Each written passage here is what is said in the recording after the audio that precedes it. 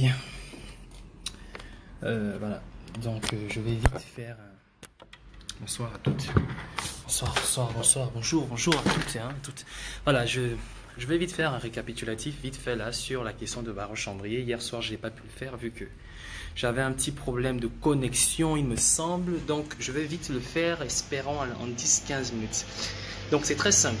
Tout à l'heure, Claire Newman a fait un super live où elle nous a permis de pouvoir aborder là-dessus. Beaucoup de personnes ont intervenu. C'était très enrichissant. Et je vous conseillerais d'aller regarder ce live pour avoir un plus grand nombre d'informations. Parce que beaucoup de personnes ont pu intervenir là-bas et ont donné un point de vue vraiment assez critique sur la question de Baron-Chambrier. Et donc là, je vais vite faire en 15-20 minutes un petit récapitulatif sur la question de Baron-Chambrier et essayer ici d'éclaircir les gens sur ma position et surtout sur ma façon de voir les choses. Déjà pour commencer, ce que les gens doivent comprendre, c'est que nous devrons à chaque fois revenir sur l'histoire. L'histoire est importante pour nous. L'histoire nous permet ici de pouvoir connaître avoir une analyse, peut-être pas exacte point pour point sur la question du Gabon, mais surtout plus se rapprocher, plus proche de la vérité, afin de ne plus tomber dans les mêmes erreurs qui nous ont menés, qui nous ont mis dans la situation dans laquelle nous sommes aujourd'hui. Et c'est justement ça que je vais d'abord parler.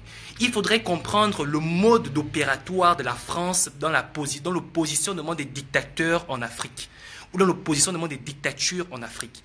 Si la France a pu régner en Afrique, c'est parce que la France a fait preuve de favorisme pour les dictatures en Afrique. Notamment lorsque la France se trouve qu'elle n'a pas une personne qui peut défendre ses intérêts, ce dernier fait tout et simplement tout pour l'écarter et mettre celui qui pourra défendre ses intérêts. Et l'histoire nous conte toutes ces histoires. Le cas du Gabon, par exemple, nous avons eu Léon Mba qui est arrivé. Léon Mba est arrivé au détriment de d'autres personnes qui n'avaient pas forcément une vision équitable, une vision à même niveau, une vision semblable à celle de la France. Léon Mba semblait être une personne beaucoup plus manipulable. C'est la raison pour laquelle on a mis Léon Mba au pouvoir. Quand Léon Mba meurt, il y avait des personnes aussi qui étaient encore là, qui pouvaient bel et bien diriger le Gabon, mais on ne les a pas pris, on les a simplement pris Omar Bongo. Tout simplement parce que Omar Bongo, après déjà avoir ressorti son CV, qui faisait déjà tout ce qu'on connaissait sur le fait qu'il a été un agent secret de la France et tout, était le parfait candidat pour pouvoir défendre les intérêts de la France. C'est ce qui a expliqué le fait qu'Omar Bongo se positionne, au détriment d'autres personnes. Ensuite, nous avons les élections de 93, les élections de 98, les élections de 2005, les élections de 2009, pour nous instruire justement sur le positionnement de la France face aux personnes qui ne sont pas capables de défendre leurs intérêts. Nous avons eu Mbabe Solo, nous avons eu Mambundu et nous avons eu André Mba Obam. Avant de venir sur l'élection 2016, faudrait pas que les Gabonais oublient ça.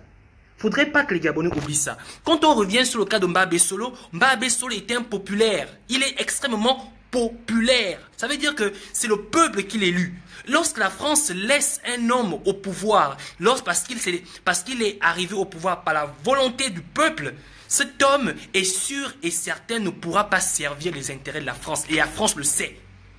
La France sait qu'une personne qui dira non à la France se rangera aux côtés du peuple aura beaucoup plus de force qu'une personne que le peuple dit non mais qui se rangera du côté de la France qui sera à sa merci. La France ne fait rien pour rien. On n'a pas besoin de sortir les dictionnaires pour faire ce type d'analyse, nous le savons déjà, c'est comme ça fonctionne. Mais une fois qu'on a compris ça, on voit en 93, Mbabe Solo est trop populaire. Si Mbabe Solo prend le pouvoir, ça veut dire que c'est le peuple qui prend le pouvoir. Et si le Gabon offre un chef d'État le pouvoir par le peuple, ça veut dire que les autres puissances d'Afrique qui ont la même caractéristique que celle de pouvoir mettre en place des hommes, des dirigeants à l'effigie de la France, cela ne sera plus possible. Ça veut dire qu'en quelque sorte, la France joue sa carte de domination en Afrique par rapport à ça. On a besoin d'une personne qui n'écoutera que nous, mais qui ne sera certainement pas avec son peuple. Ce qui veut dire que si on dit A, il sera obligé de faire A. Si on dit B, il sera obligé de faire B. Mais lorsqu'on a une personne qui est à l'écoute de son peuple, quand on dit A, il pourra dire B parce que son peuple sera là pour le surveiller. Son peuple sera là pour le soutenir. On a besoin d'une personne qui a un pied dedans, un pied dehors. Parce qu'au cas où on le casse un pied, il tombe. On n'a pas besoin d'une personne qui a les deux pieds dedans. Surtout les deux pieds qui seront le peuple. On ne veut pas de ça. C'est ce dont la France veut. Alors, Mbabesso est trop populaire. On ne peut pas donner Mbabesso le pouvoir. Alors, 2013, la France maintient Omar Bongo. 98, Mamboundou est trop populaire. On ne peut pas donner Mamboundou le pouvoir. 98, la France maintient Omar Bongo. 2005, on ne peut pas donner Mamboundou le pouvoir. La France maintient encore Omar Bongo. Il est trop populaire. 2009, André Baobam, Mamboundou, trop populaire. On ne peut pas donner le pouvoir à André Baobam. On ne peut pas donner le pouvoir à Mamboundou. On a besoin d'un homme impopulaire. Parce qu'un homme impopulaire nous permet de pouvoir mieux le manipuler. Parce qu'il ne pourra jamais se ranger du côté de son peuple. Vu qu'il est déjà mouillé, il est déjà vomi par son peuple. Si Ali Bongo avait été populaire par son peuple, ce qui est sûr et certain, Ali Bongo ne serait plus président du Gabon depuis très longtemps. Le fait qu'Ali Bongo soit impopulaire le maintient au pouvoir parce que il ne peut pas se ranger du côté du peuple, mais il devra se ranger du côté de la France et donc servir les intérêts de la France. C'est du donnant-donnant et ça c'est très clair. On n'a pas besoin de sortir les dictionnaires pour faire ce type d'analyse. Mais une fois qu'on revient sur d'autres réalités, le cas du Gabon actuel, le cas de Jean Ping actuel, le cas de Barreau Chambrier, le cas de tous ces vendeurs d'illusions que j'ai envie de citer aujourd'hui, c'est que les gens semblent vouloir s'éloigner de l'histoire. Et s'éloigner de l'histoire, c'est commencer à faire dans le n'importe quoi. Je ne parle pas de ceux-là qui viennent nous perdre du temps sur Internet. Mais on ne va pas s'éloigner de n'importe quoi. N'oubliez jamais les détails très importants qui parlent d'eux-mêmes. Moi, je reviens sur la question du Nini. Qui a eu l'idée du Nini? Où sort l'idée du Nini? Où sort l'idée du Nini? Voilà mon analyse très simple. Jean Ping, extrêmement populaire, gagne les élections à plus de 60% des suffrages. Tellement populaire mais qui ne s'arrête pas là. Baobam a compris, il a laissé tomber. Mbabesso a compris, il a laissé tomber. Mamboundou a compris, il a laissé tomber. Mais Jean Ping ne s'est pas arrêté là. Jean Ping a ouvert ses vannes. Jean Ping a offensé la France à l'international. Vous pensez que les marches du Trocadéro sont rien pour vous? Mais je vais vous dire une chose. À chaque fois qu'un drapeau gabonais flotte au Trocadéro, c'est une injure contre la France. C'est une offense contre la France. Et ça, c'est ce que vous devriez comprendre aujourd'hui. À chaque fois qu'un drapeau flotte au Trocadéro, c'est une injure contre la France, c'est une offense contre la France. C'est démontré à travers le monde. Déjà, ce qu'on a déjà dit dans l'Union européenne. C'est ce qu'on dit déjà en France, que la France favorise les dictatures en Afrique. Alors, on a demandé à la France ouvertement de prendre une position, de prendre ses responsabilités face au Gabon. On lui a fait savoir clairement, l'Allemagne, la Russie, la plupart des pays, même les États-Unis, la Chine, se sont positionnés que la France prenne une décision, mais pas prendre une décision, qu'elle prenne ses engagements. Mais la France ne peut pas prendre ses engagements parce que si la France venait à prendre ses engagements, tous les États d'Afrique qui sont sous le joug de la France par la même stratégie pourront dire que, ah bon, donc ça veut dire que si on gagne les élections, on fait la même pression, la France finira par céder. En fait, c'est montrer son point faible. Et si la France aujourd'hui collabore pour le Gabon, elle devra collaborer pour tous les autres États d'Afrique. Et ça, c'est un risque à ne pas prendre. Mais par conséquent, qu'est-ce qu'on fait? Qu'est-ce qu'on fait en tant que Français? Il faut qu'on serve d'exemple. Il faut qu'on prenne Jean Ping comme exemple. La même chose qu'on a fait pour comment on appelle le pays là, le pays qui était sorti de France, de la zone franc CFA. C'était quoi encore? La Guinée-Conakry, je crois. La même chose qu'on a fait pour la Guinée-Conakry lorsqu'il sort du franc CFA. Il fallait tuer l'économie de ce pays. C'est la même chose qu'on va faire pour Jean Ping. Il faut servir d'exemple. Celui qui sort la zone franc doit servir d'exemple. Celui qui ose lever l'Europe contre la France doit servir d'exemple. Ce qui explique la raison pour laquelle on fait d'un toutou Jean Ping. Ce n'est même pas ça, ce n'est même plus au niveau de ceux qui croient à la politique de Jean Ping. Non, ça n'a plus rien à voir avec ça.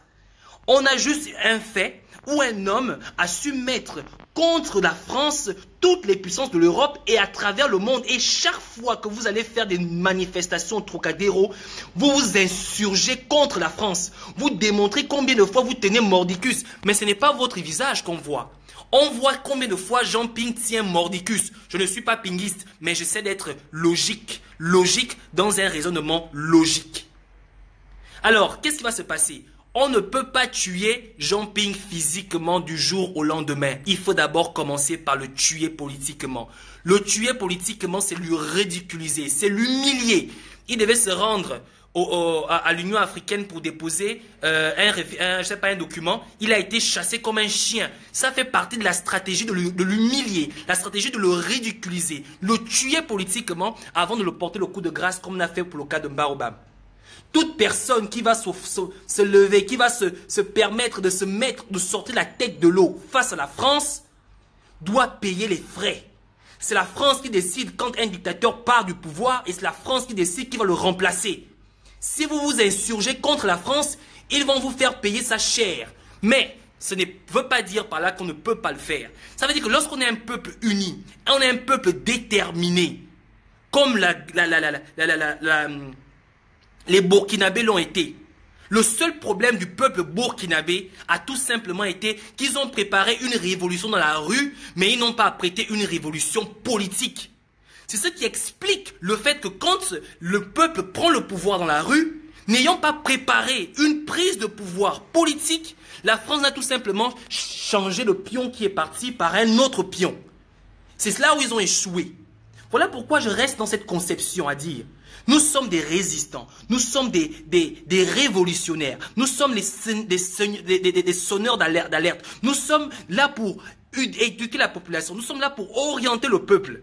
Mais orientons le peuple vers une libération du peuple par le peuple. C'est tout ce que vous devez faire. Orientons le peuple vers une libération du peuple par le peuple. Parce que orienter le peuple vers une libération du peuple par le peuple, ça donne une force contre la France. Mais il ne faudrait surtout pas oublier que nous devrions aussi prévoir une prise de pouvoir politique. Et la prise de pouvoir politique voudrait dire que d'une manière ou d'une autre, l'éventualité, une manière ou d'une autre, l'argumentaire qui dit que nous devrions faire de la politique ne doit pas sortir de notre tête. Faire de ce combat un combat typiquement social sans prévoir l'aspect politique, c'est exactement faire la même bêtise qu'a commis les Burkinabés. Et maintenant, qu'est-ce que ça nous coûte aujourd'hui? Nous avons un positionnement politique. Un homme, que vous le vouliez ou pas, qui a été élu par le peuple gabonais. Je ne suis pas pinguiste, mais il faut donner à César ce qui est à César. Il a été élu, c'est déjà un acquis politique. Il a eu un positionnement clair, que ce soit aujourd'hui qui ait changé ou pas. Mais en tout cas, il a eu un positionnement clair et ça a fait son effet. Aujourd'hui, la France ne peut pas sortir la tête de l'eau car chaque fois que les Gabonais se retrouvent le samedi au Trocadéro, c'était un clou en plus enfoncé. Mais évidemment qu'elle doit réagir. Et elle va réagir en faisant quoi? En ridiculisant Jean Ping à chaque fois qu'elle aura l'occasion de le faire. Maintenant, pour revenir sur la question du Nini, le Nini est tout simplement ceci. La France ne peut pas donner à Jean Ping le pouvoir parce que Jean Ping l'a trop humilié. La France ne peut pas donner le pouvoir à Ali Bongo parce qu'Ali Bongo, ce qui est sûr, c'est un produit fini. Il va donc falloir trouver un moyen. On ne peut pas prendre un homme de la famille des Bongo parce qu'on conçoit que les Gabonais, ce qui leur dérange chez les Bongo, c'est le nom Bongo. Donc, ils ne peuvent plus voir un Bongo accéder au pouvoir. Par conséquent, on ne doit pas aussi ignorer qu'il nous faut une personne qu'on contrôle, une personne qu'on peut gérer, une personne qu'on peut avoir à notre botte. Même s'il est populaire ou qu'il n'est pas populaire, qu'il soit populaire ou pas, c'est pas ça le plus important. Le plus important, c'est qu'on puisse le gérer. Mais encore, vaut mieux qu'il soit pas populaire. Parce que quand il n'est pas populaire, ça veut dire que là, son seul point d'appui sera la France. Donc, ils pourront faire de lui ce qu'ils veulent. Dès qu'on a compris ça comme ça, de tous les candidats qui peuvent prétendre au Nini, je ne compte pas les vieux. On ne peut pas parler de Casimiro Oyemba, il est déjà parti. On ne peut pas parler de Guizou Bandama, il est déjà parti. On ne peut pas parler de Mimboto, il est déjà parti. Mais qui semble encore non seulement jeune, mais qui peut défendre au mieux les intérêts de la France et qui aujourd'hui est en train de se créer un nom. Pas seulement on connaît Barreau Chambrier depuis, mais est en train de prendre une certaine ascendance dans la classe politique gabonaise. Et une ascendance réelle et véritable. On ne parlera pas de Jean Gaspard Atutomayi, on ne parlera pas des autres que vous connaissez, mais celui qui se positionne exactement au point qu'il faut, c'est Barreau Chambrier. C'est la raison pour laquelle le Nini concernait Barreau Chambrier. Avant pour que les Gabonais puissent accepter Barreau Chambrier, il faudrait qu'on le fasse passer pour un opposant. Il faudrait qu'on le fasse passer pour un homme qui est contre le système. Un homme qui a servi derrière la personne qui a été élue par le peuple. Même si celui qui veut faire passer Barreau Chambrier comme président ne veut pas que celui qui a été choisi par le peuple soit au pouvoir. Mais un homme qui a déjà une couleur de l'opposition, mais qui a certainement une véritable identité du PDG parce qu'elle va servir les intérêts de la France, c'est Barreau Chambrier qui sort comme étant le bon personnage. Et ce personnage, il a été nommé, il a été choisi. C'est la raison pour laquelle le double jeu que vous remarquez. Arrêtons de coller les choses qui n'ont rien à voir. Moi, je ne vois pas en quoi on reproche à Ping d'avoir été avec Barreau Chambrier. La même manière, on reproche à Ping d'avoir été avec Barreau Chambrier, on pourrait le reprocher d'avoir été avec René de Mezogo. On pourra le reprocher d'avoir été avec d'autres opposants qui sont partis du jour au lendemain. Mais apprenons à lire entre les lignes. Maintenant, qu'est-ce qui se passe? Il y a un problème. Moi, j'ai mes informations, je peux en parler pour le moment parce qu'on m'a demandé de ne pas en parler. Mais ce que je peux vous assurer déjà, je peux vous dire ceci. C'est qu'il n'y a aucun arrangement entre Barreau Chambrier et Jean Ping. Je ne peux pas affirmer cela. Ce qui est sûr, c'est qu'il y a plutôt une fracture entre Barreau Chambrier et Jean Ping. Ce qui explique, premièrement, vous remarquez que Barreau Chambrier à Jean Ping se retrouve aujourd'hui à Port-Gentil, pendant que Barreau Chambrier à Libreville faire une déclaration. Posez-vous des questions. Posez-vous des questions. Il veut aller au législatif, il a besoin qu'on le présente au législatif. Il a besoin du soutien de Jean Ping au législatif. Mais comment expliquez-vous que Jean Ping se trouve au niveau de Port-Gentil? Port-Gentil, c'est le fief de l'opposition au Gabon aujourd'hui, après le Wellington, ou avant le Wellington. Mais il se retrouve là-bas et derrière lui, il n'y a pas qui? Barreau Chambrier. Posez-vous des questions. Vous pensez que c'est un hasard? Vous pensez que c'était un hasard? Il y a une fracture claire sur cette question et c'est la raison pour laquelle il faut que je fasse mon positionnement. Les gens ne se poseront pas des questions réelles, mais il faut que je fasse mon positionnement. C'est ça la réalité. Essayons d'être observateurs de tous les événements qui se passent dans notre pays. Arrêtons de nous focaliser que sur une entente, un arrangement. Essayons un peu d'être objectifs, même si ça nous coûte, même si on sait qu'on nous a toujours... Même une seule fois. Je ne dis pas que c'est forcément ça. Mais moi, je me mets quand même en question. Parce que si Jean Ping fait une descente à Port-Gentil et on connaît la mobilisation qu'il va avoir, pour un homme qui doit aller au législatif et qui est encore en accord particulier, en accord clair avec Jean Ping, ce qui est sûr et certain, c'est que Barreau Chambrier serait à Port-Gentil aujourd'hui avec Jean Ping. Et non à Libreville en train de faire cette déclaration. Posez-vous les véritables questions. Arrêtons de nous éloigner du sujet. Arrêtons d'aller là où le sens n'a même rien à voir avec ce que nous voulons avoir. Nous avons un positionnement clair. Il est clair qu'aujourd'hui, nous voulons que le peuple gabonais soit levé, que le peuple gabonais prenne le pouvoir, que le peuple gabonais soit conscient de ce qu'il veut. Mais il est clair aussi qu'on ne peut pas faire cette révolution sans avoir au moins un arrière, un avant, un arrière, je veux dire... En tout cas, on ne peut rien faire sans qu'on ait une vision politique. Ça, c'est impossible. Devenons des révolutionnaires, mais sachez que la politique sera toujours avec nous, que vous le vouliez ou pas. Ce n'est pas pour dire qu'on doit compter que sur la politique. Le peuple gabonais ne peut pas compter que sur la politique. Mais on peut devenir des révolutionnaires tout en ayant un objectif ou encore une compréhension politique. Nous faisons des analyses, nous tirons des hypothèses, mais nous essayons d'être le plus proche de la réalité. Et souvent, nous avons touché le bon bout. Continuons dans ce sens-là. Laissons les distractions qui arrivent chaque jour. Vous comprenez? Laissons les distractions qui arrivent chaque jour. Donc, je voudrais simplement dire à Claire, merci beaucoup. Tu es, comme je l'ai dit, une véritable Winnie Mandela. C'est ce qu'on attend des femmes. S'il y avait plus de femmes comme toi, je pense qu'Ali Bongo serait parti depuis. C'est vous les femmes qui avez la possibilité de changer les choses. Tant que les femmes vont se réveiller dans leurs véritables caractéristiques, la femme, la battante, la femme qui donne vie, la femme qui protège, je pense qu'on n'aurait jamais fait partie à Libongo. Et c'est ce que les femmes doivent comprendre. Pas d'autres qui pensent que la vie ne se limite que certaines choses, je vais pas me prononcer, bref. Donc, merci pour ceux qui m'ont suivi. Et merci pour ceux qui restent mobilisés. Soyons objectifs. Ayons un seul regard vers quelque chose de positif. Et évitons d'aller à gauche, évitons d'aller à droite. Merci pour ceux qui m'ont suivi. Passez une excellente soirée. Au passage, bref, je ne vais même pas dire ça ici là. Ciao, on est ensemble. Bye.